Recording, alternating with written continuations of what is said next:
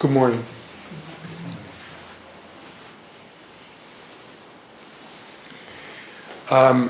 As you may have heard, I would like to devote time this fall to explore and speak about habits and habit formation, habit transformation, and so forth. And in that context, I found myself having a renewed interest in attention. It's so fundamental, to practice. I mean, we could say that Zen practice, Buddhist practice, is fundamentally about attention.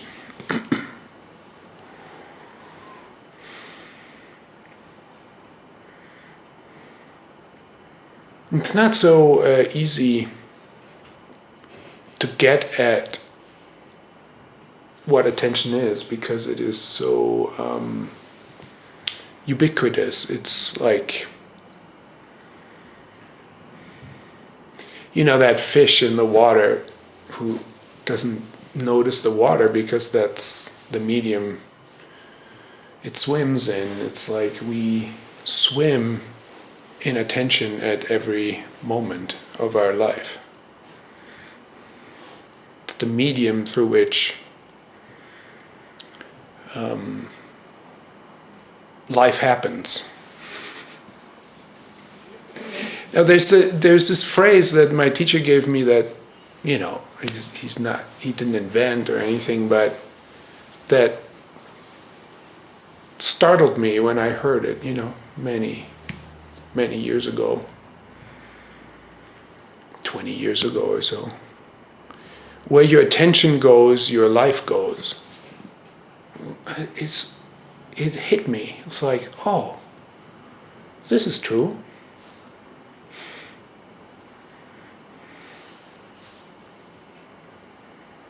Where your attention goes, your life goes.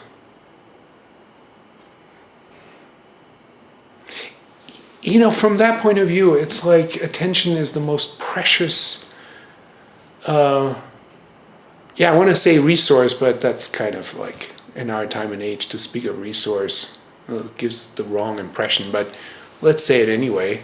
It's the most precious resource we have.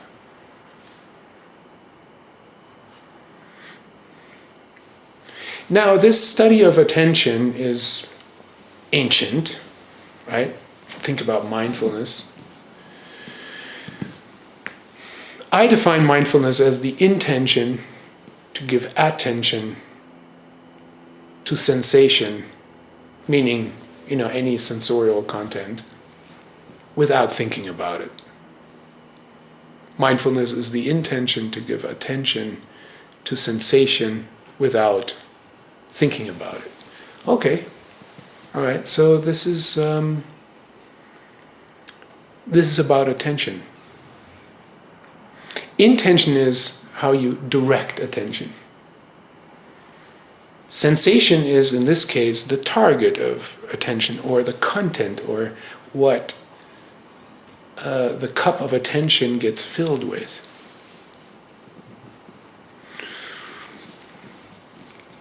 And then there's this added instruction of not thinking about it any further. Okay, well, we can look at that maybe or maybe not, but okay, so it's ancient, it's been done for a long time. It's part of our tradition, it's in other religious traditions.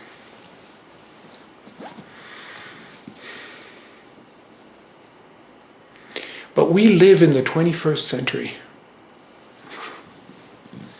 And something is happening right now that is incredible. I want to see how much time I want to spend with this, but just to name things you probably have heard about, right? We now talk about, or there's public discourse about, that we live in an attention economy.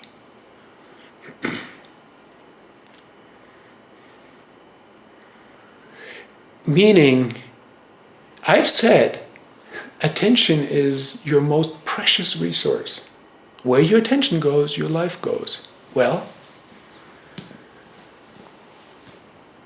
capitalism has figured this out. It is the most precious resource.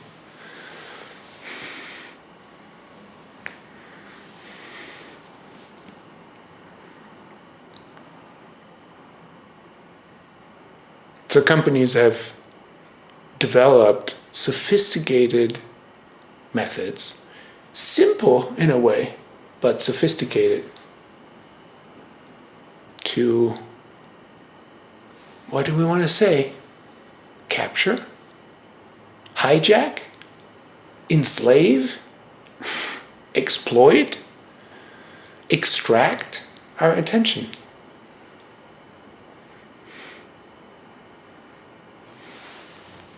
Now, maybe you think that sounds too extreme. I want to say something here just as a kind of an aside. I'm 52 years old. The first time I used a computer, I was 19. The first time I sent an email, I was 25. When a company today wants to hijack my attention through social media, through variable reward systems, through pings and dings on my iPhone, I'm vulnerable, for sure. But I still have the ability to go back to the conditioning of my childhood and my early adulthood, through which I have a memory that life is possible offline. That one can use pen and paper to write things down. That one can have face-to-face conversation with people, or, pick up the phone and talk. All of this is very familiar to me. But this is not true for every generation who lives today.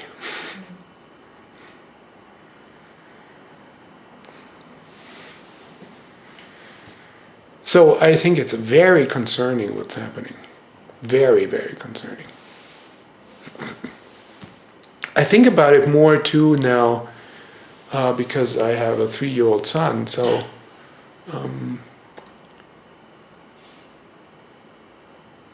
I have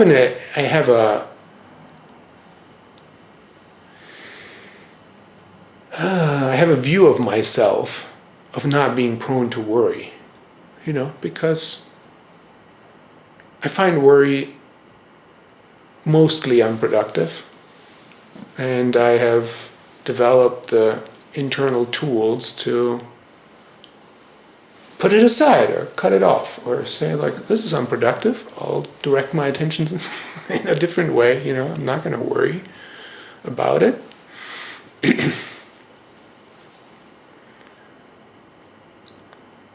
But I worry about this because I think this attention economy, some people talk about, and this is a different aspect of it, surveillance capitalism, is actually changing the way our mind works.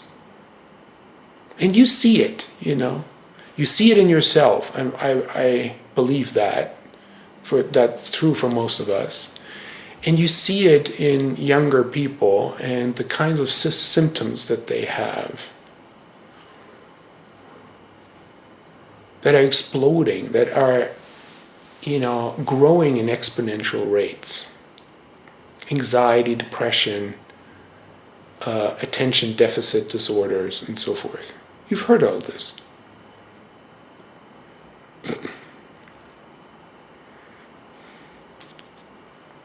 There's a business model at play right now that has one goal only, which is to maximize our screen time. Because the longer we are on our screens, the more attentional surface we create for advertisements to be placed. And the more data we deliver inadvertently, for most of us, right? Inadvertently delivered to be mined and to create profiles about us that companies use to target more effectively what kind of ads or messages we are susceptible to, given our conditioning, which we display in our behavior, in our online behavior. So the longer you spend time on your screen, the more data you deliver and the more advertising can be delivered to you with the hopes that you will buy more stuff. This is not easy to see, but once you see it, it's completely obvious.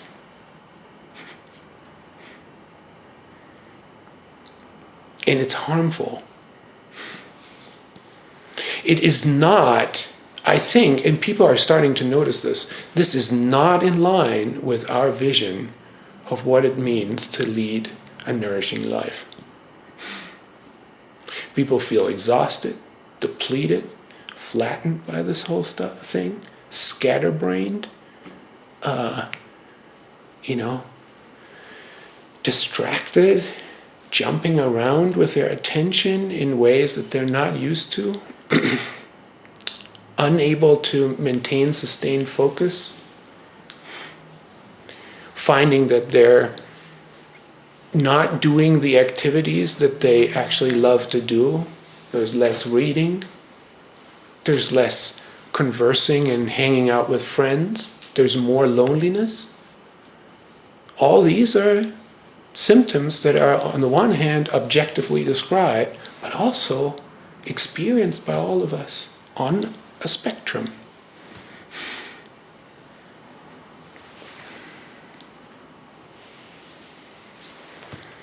A while ago, I was in Berlin and I taught a seminar there, and afterwards I had the good fortune to go to a fabulous restaurant with one of the participants.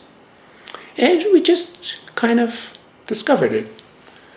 Like, we were in this neighborhood in Berlin and using Google Maps to find out where restaurants were, and there was this restaurant that was like in the basement, and they were serving a 9-course meal that was experimental and playing around with Croatian dishes and flavors. I was like, delightful. Expensive too. A restaurant like this is not about filling your stomach.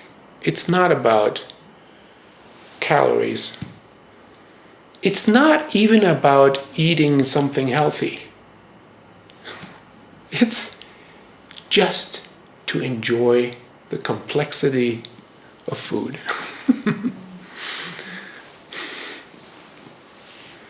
And the portions are really small, so that you can have 9 different portions that are all kind of telling a story together and so forth. Right?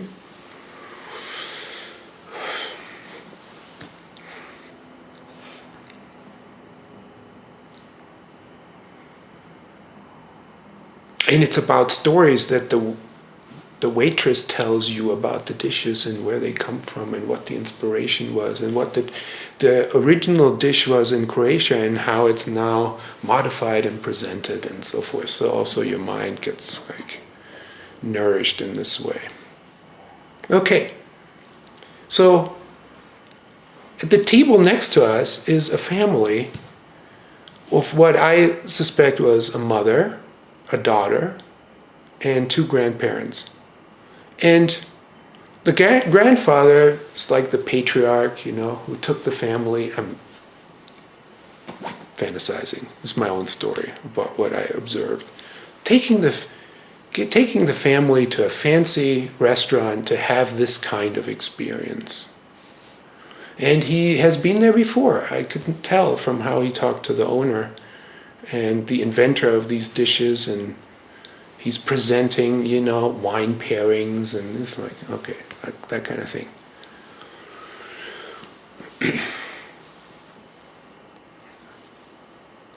And the daughter, a teenage daughter, is on her iPad the entire time, 2 hours.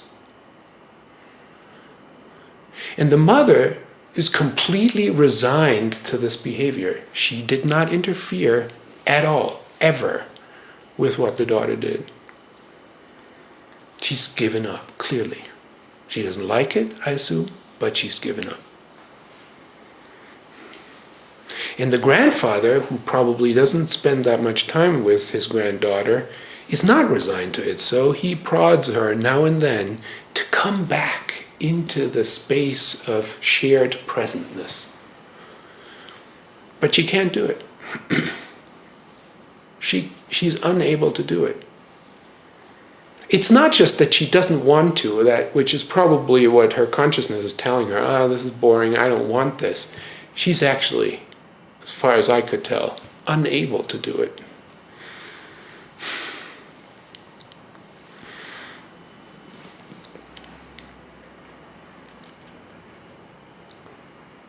Well, it was hard.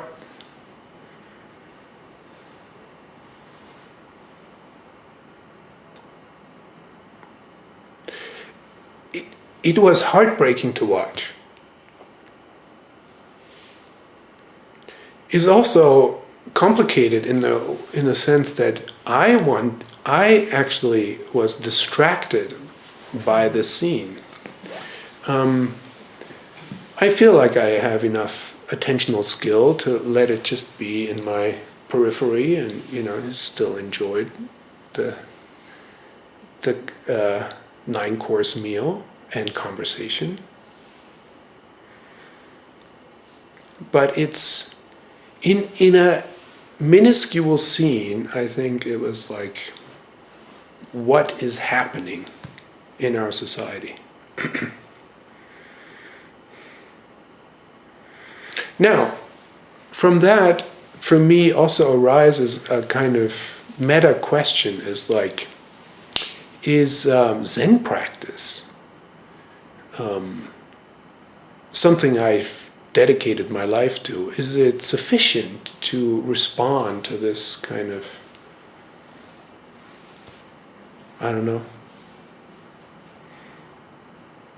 attention hijacking?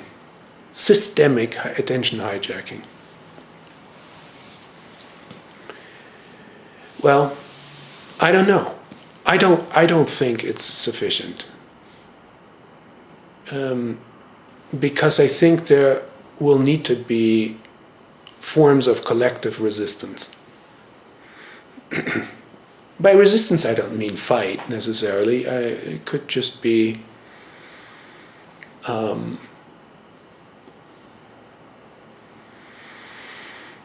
it's like, that saying, imagine there's a war and nobody goes. Imagine there is all this attention hijacking and you just don't show up for it.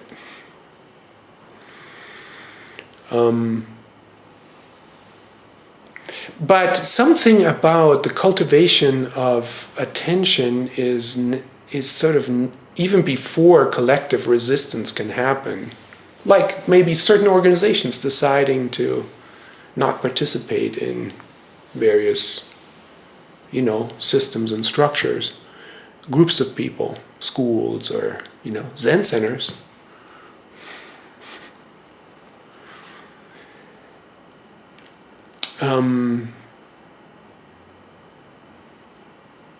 Before that can happen, there does need to be, on an individual level, a kind of study of attention that makes clear to us the preciousness of this, let me say it again, resource, for the lack of a better word right now.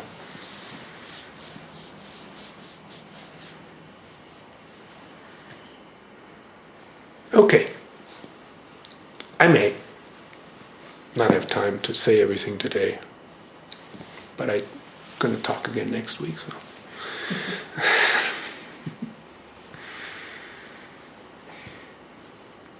When we all have our own stories of how we came to practice meditation, Zen, other forms of mindfulness, Buddhist practice. We all have our own story. And the stories differ, the motivations differ, but usually there's some kind of dysfunction, some kind of dissatisfaction in our life that brings us to practice, or that contributes to that step and that commitment.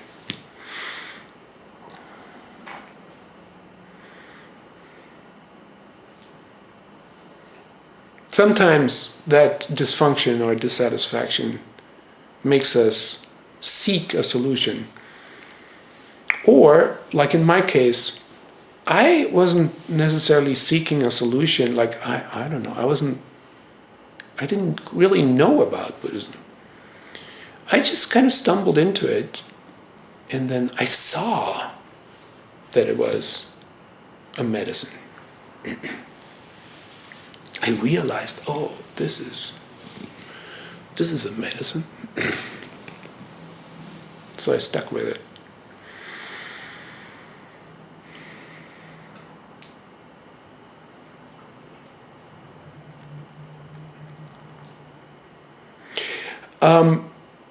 When you first sit down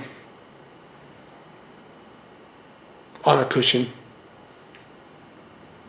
and you may get some kind of instruction, for how to cultivate a mental posture, but just if you sit down in the physical posture of not moving, right? What do you find? You find a busy mind. You find a stream or a torrent, a whirlwind of mental content. Now, something that I think is interesting to ask is, was that stream or torrent of mental content not there before you sat down? I don't think so. It was there, but it was kind of hidden behind and in between the activities of your life. But when you remove that activity, the mental activity gets foregrounded and is noticed more clearly for what it is. It is like this ongoingness of mental content. Well, I call this mental content discursive, or the process of this mental content swirling around, moving around. I call it discursive thinking. And the Latin word discurrere means to run around in various directions. And I think that's a good description of what's happening there. It's like mental content and streams of contents are running around in various directions. Okay, well, you find your own descriptions or metaphors that work for you.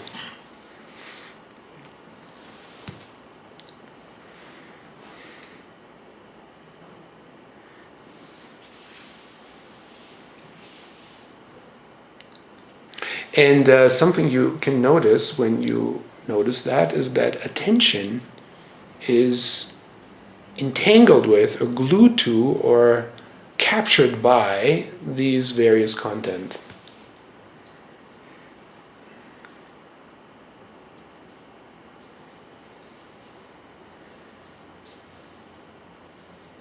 Okay, and then you get some kind of instruction, right? It's like as a beginning meditator, usually you get some kind of instruction. You read it in a book, or you meet a teacher, or you have a friend who tells you, okay, so what you do is X, Y, and Z. Okay, so typical instruction is when you notice that your attention gets drawn into this discursive thought, take it and bring it to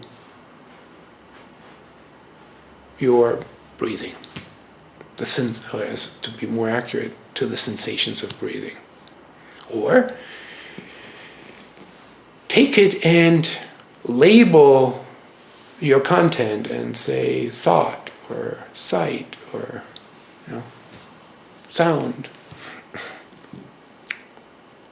Anyway, the instruction is about noticing your attention and take back some kind of ownership of it.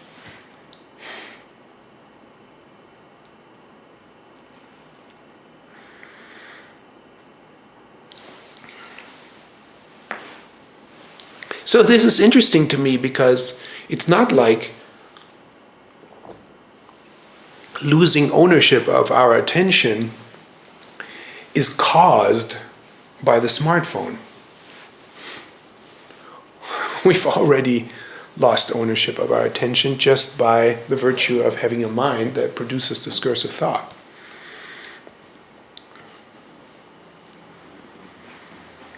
But it's an amplification. It's almost like I see the internet as an amplification and an externalization of the discursive mind.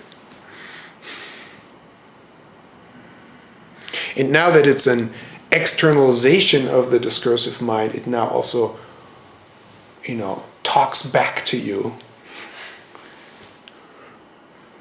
in ways that are, it's amplified and more complex and more confusing than your own mind.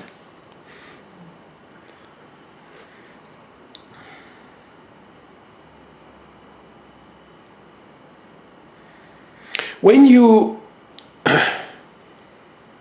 look into the current discourse on attention, the public discourse, right, it is noticed by various writers, journalists, thinkers, that we have an attention crisis.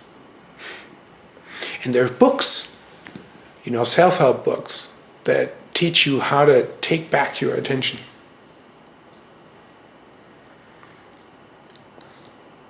And one word that shows up there that I use too, but I don't know if I use it in the same way, is focus,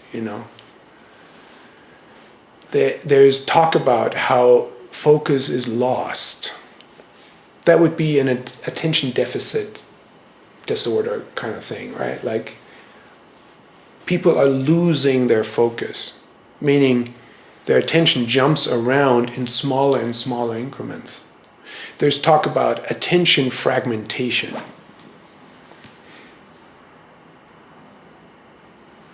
There's the experience that we can't stay as easily with things for a longer, extended time anymore because there are so many interruptions, so many distractions.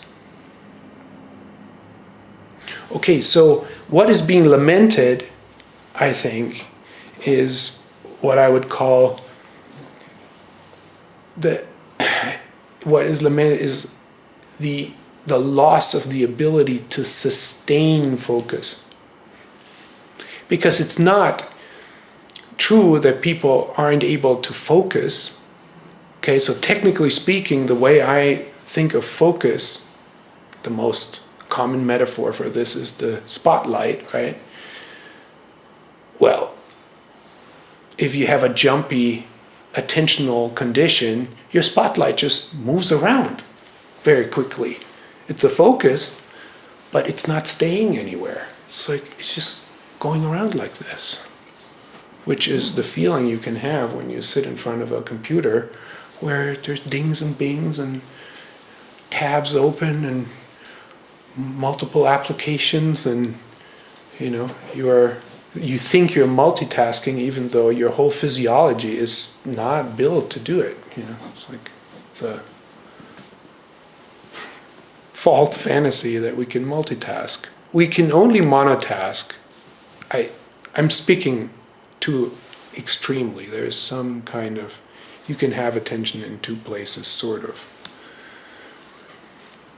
But it's like you just jump around.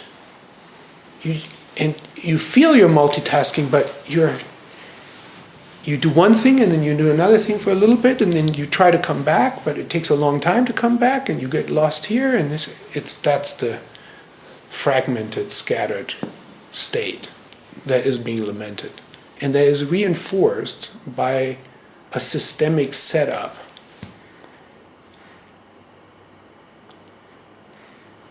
All right, so I'm trying to tease out, there's focused attention. It's like a spotlight. It's selective. It takes up one thing, and you can sometimes, hopefully, sustain that focus on one thing. In meditation, it would be, can you sustain your focused attention on the sensations of breathing? If we do a practice like this, we're training sustained focus.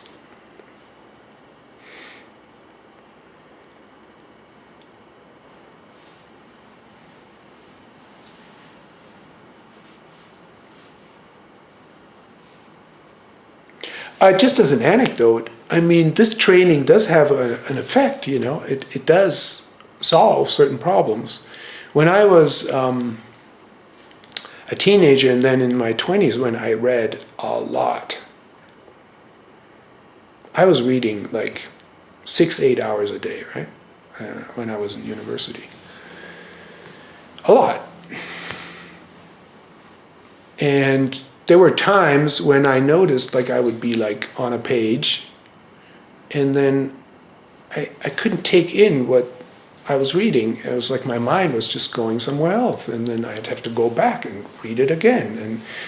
And there were certain paragraphs that were hard to understand that I would not be able to get over because my mind would be taken off into some other direction, so I wasn't able to sustain focus. Well, after some years of Zen practice, I just don't have the problem anymore. I just don't. I might notice that I'm tired, and then it's clear to me, I have to put the book aside, but I'm not victim to like looping kind of reading. It's like, I want to. No, I'm noticing when my attention isn't working in the way that I would like to, because I've trained sustained focus. And if my mind goes off, I can come back. I can notice it and come back and stay there. So I'm maybe not 100%, but significantly. It's not like it was when it wasn't trained. But there's another kind of attention which you have heard me speak about if you have listened to me before, is there's field-like attention. And you can experiment with this easily with your eyes if you widen your focus. In a way, dissolve your focus, widen your gaze, and look at everything, the whole scene, all at once, with nothing in particular, then you have a field-like attention. This field-like attention I call awareness. So there's an open field-like awareness, and there's a narrower, focused attention. And those play with you play with this all the time. But I think we live in a time and age now where field-like open awareness is not valued at all. And when you read self-help books on attention, everyone's just talking about sustained focus in the context of productivity. How do you get done what you really want to get done and eliminate distraction? Because it is so unproductive to be so distracted.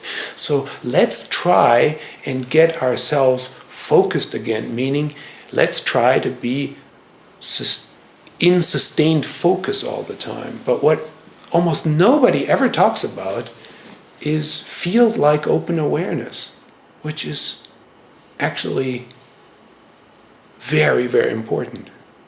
In my experience, I'm not studying this as a scientist, but just as a practitioner. It's restorative, it's restful, it's integrative, integrates contents that are just kind of like floating around. There's a to me, wonderful capping verse in Koan 12 in the Shoyoroku, the Book of Serenity, that starts with, the whole text starts with, writers, scholars, it says, scholars plow with the pen. This is about cultivating the mind, right? So plowing fields. The koan title is Dijang is planting the fields. So it's about cultivating the mind. So scholars plow with the pen. Orators plow with the tongue. We patch-robed monks lazily watch a white ox on open ground, not paying attention to the rootless, auspicious grass. So I assume these scholars and orators, they are practicing sustained focus.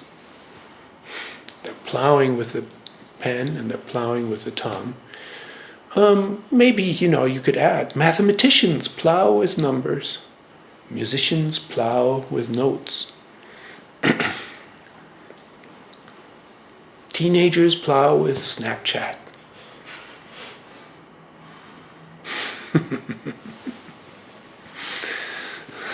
Managers plow with email. But we, patch-robed monks, lazily watch a white ox on open ground.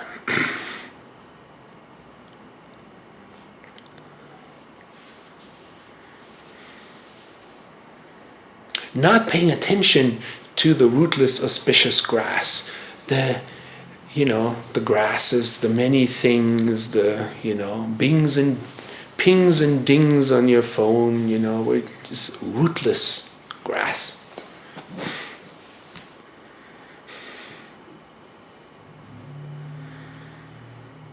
What is this open ground?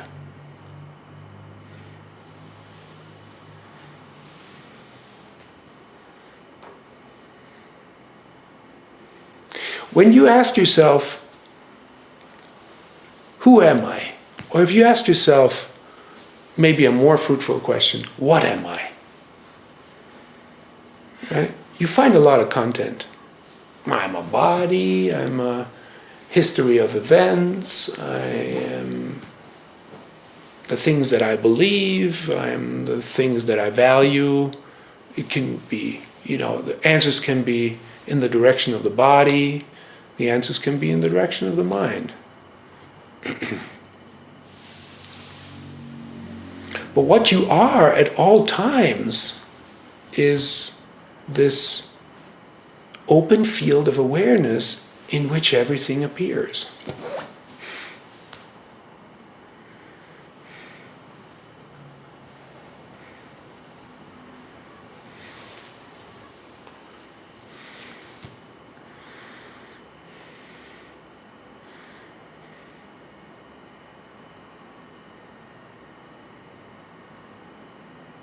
Our life is can seem so hurried or busy, drawn in so many different directions. Yeah, it's true. And there are demands on us.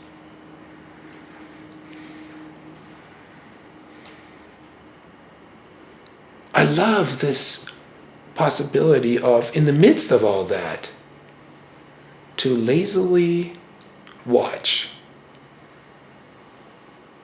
what attention does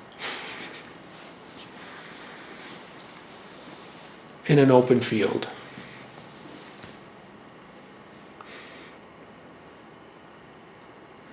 In the self-help world of curing the attention crisis, attention is always thought to be something that you need to bring under your control.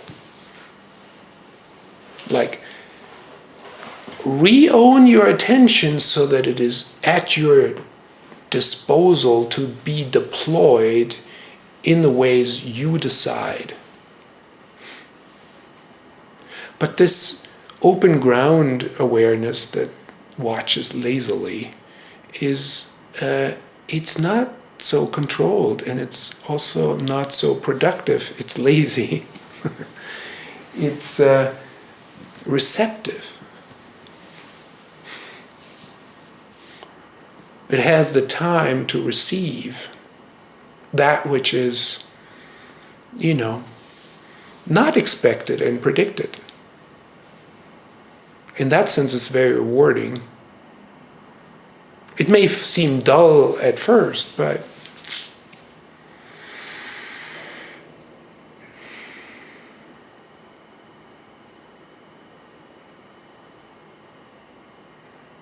maybe I end here and continue there next week, because I think if we can discover and use this more receptive, open, field-like awareness, we may be able to allow ourselves to enter into kind of, now it maybe seems like antiquated modes of mind.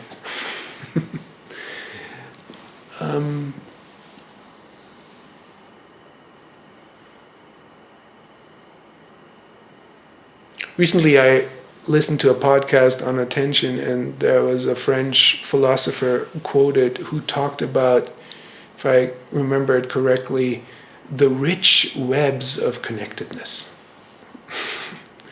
When you receive an object with your attention, you allow that the rich webs of connectedness that are implied in the object to unfold and show themselves. But not only that, as those rich webs of connectedness unfold, rich webs of connectedness within you are unfolded.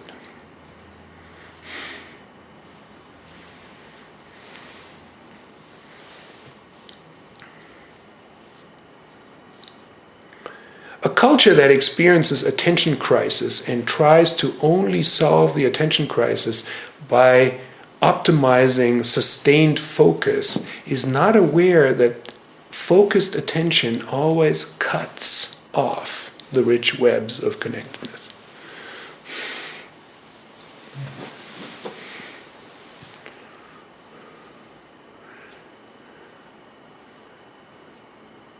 For those rich webs of connectedness, or complexity, you could say,